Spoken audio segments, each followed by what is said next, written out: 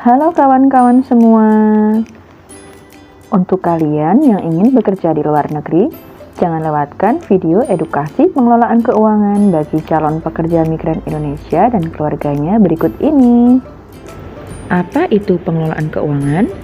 Pengelolaan keuangan merupakan sebuah cara mengelola keuangan mulai dari perencanaan, cara menyimpan, pengendalian pengeluaran, hingga perlindungan risiko.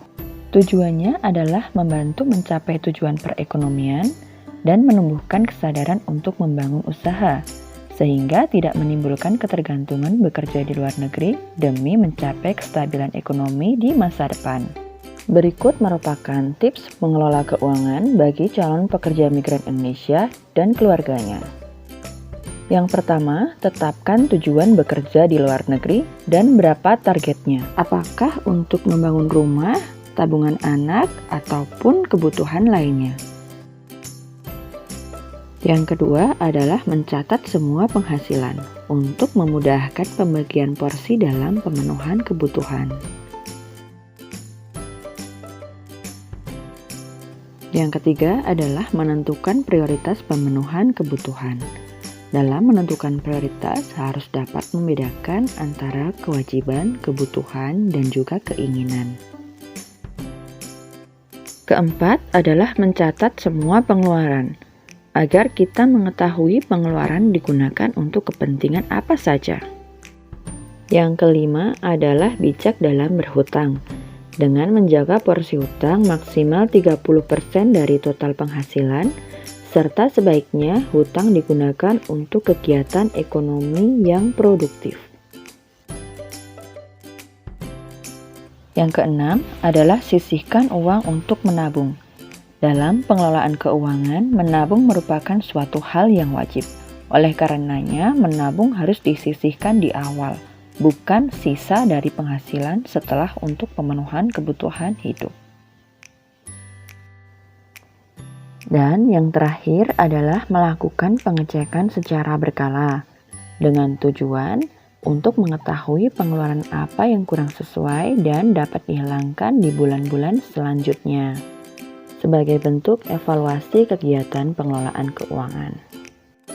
Selanjutnya adalah bagaimana cara mengalokasikan penghasilan dengan metode 40, 30, 20, dan 10, yaitu dengan 40% untuk biaya rumah tangga, 30% untuk cicilan, 20% untuk tabungan, dan 10% untuk dana sosial. 40% untuk biaya rumah tangga, yang termasuk di dalamnya adalah belanja kebutuhan sehari-hari untuk pulsa, internet, listrik, gas, air, zakat, sedekah, infak, dan lain sebagainya. Kemudian 30% untuk cicilan. Sebaiknya cicilan bersifat produktif seperti membangun rumah ataupun membangun modal usaha. Lalu 20% untuk menabung yang harus disisihkan di awal setelah menerima penghasilan setiap bulannya. Dan 10% terakhir untuk dana sosial bisa digunakan untuk kegiatan-kegiatan sosial seperti menghadiri acara pernikahan ataupun membesuk orang sakit. Selanjutnya, calon pekerja migran Indonesia dan keluarganya harus paham mengenai skala prioritas, yaitu merupakan daftar kebutuhan mulai dari yang terpenting hingga yang dapat ditunda pemenuhannya. Dalam menentukan skala prioritas, harus dapat membedakan antara kewajiban, kebutuhan, dan keinginan.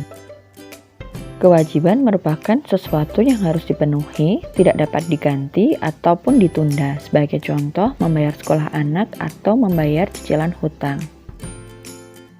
Kebutuhan merupakan sesuatu yang harus dipenuhi tetapi bisa dihemat, seperti menghemat belanja bulanan atau menghemat penggunaan internet. Keinginan merupakan sesuatu yang bisa ditunda ataupun diganti, dan jika tidak dipenuhi pun tidak masalah.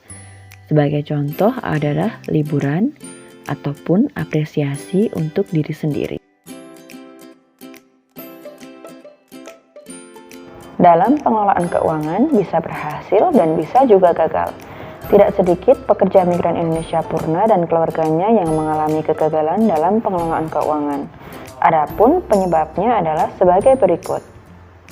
Yang pertama adalah terjebak dalam kehidupan konsumtif atau boros. Artinya dalam kesehariannya sering membelanjakan uang tanpa pertimbangan yang matang. Yang kedua, tidak dapat menentukan skala prioritas.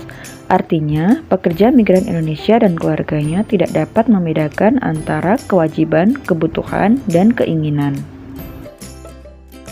Selanjutnya adalah tertipu orang lain.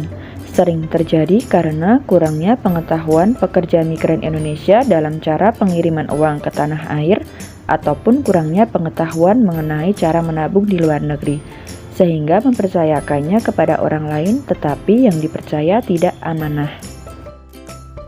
Penyebab keempat adalah salah cara menyimpan atau salah memilih produk investasi.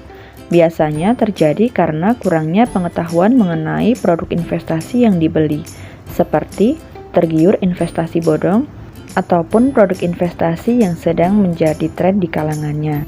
Agar selalu diingat, jangan membeli apa yang tidak kita pahami. Selanjutnya adalah menumbuhkan kesadaran untuk membangun usaha keluarga yang merupakan salah satu tujuan dari edukasi pengelolaan keuangan bagi calon pekerja migran Indonesia dan keluarganya. Mengingat tidak selamanya kita dapat bekerja di luar negeri, terdapat batasan kontrak ataupun batasan umur. Tips yang pertama adalah tentukan jenis usaha, bisa berdasarkan pekerjaan saat ini, atau hobi yang ditekuni, ataupun potensi yang ada di daerah tempat tinggal. Tips yang kedua adalah tentukan sasaran pembeli. Sebelum membuka usaha, harus mengerti betul siapa yang akan menjadi pengguna dari produk atau jasa yang akan kita tawarkan. Tips yang ketiga adalah melakukan langkah nyata, mulai dengan mengumpulkan modal, dan apabila modal telah terkumpul, dapat memulai membelanjakan untuk keperluan usaha.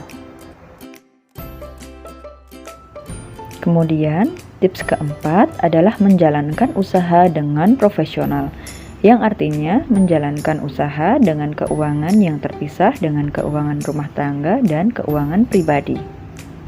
Dan yang terakhir adalah konsisten dalam menjalankan usaha. Menjadi wirausahawan memang tidak mudah, membutuhkan semangat yang tinggi dan tidak mudah putus asa, mengingat usaha tidak selalu berada di atas, ada juga kalanya berada di bawah.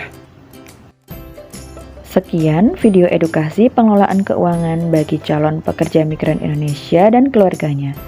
Bijak dalam mengelola keuangan, kunci sukses keluarga pekerja migran Indonesia di masa depan. Semoga bermanfaat.